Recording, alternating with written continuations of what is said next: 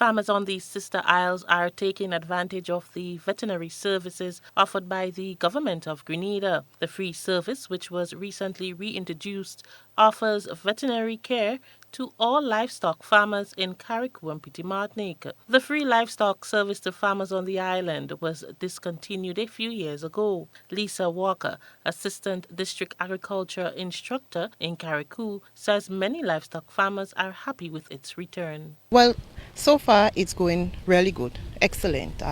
We have a lot of requests because, given the time span, there were no veterinary service being done. So as it's up and running, we haven't got a break as yet. From emergencies to simple animal care, it has been going good. And we're in the dry season, so it's a lot of work. We're trying to sensitize farmers on how to care for the animal in the dry season. We're trying to tell them about what they need to feed them to help maintain their metabolic strength during the dry season. So far the response is okay.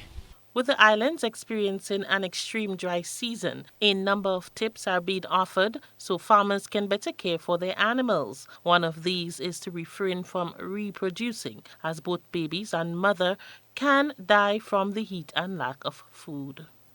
What we're trying to do now at Limle is introduce a forage bank with different types of legumes and grasses. So we have forage at the end. So farmers will come there, get the forage, and all will be green. So you'll have the Trichantera, you'll have the cane, you will have the Gloricida, you'll have the Lucina, you'll have the Sorghum. You could integrate it in your feeding system for your animals. And when you do that, then you could say, okay, we're going to breed during the dry season as well. So cut back on your flock.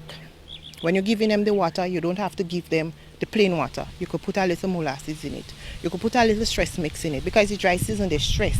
Veterinary surgeon Dr. Linton Andrew, who leads the team, outlines some of the issues that are common on the Sister Isle. The main problem is the area in which they house the animals. You need to improve.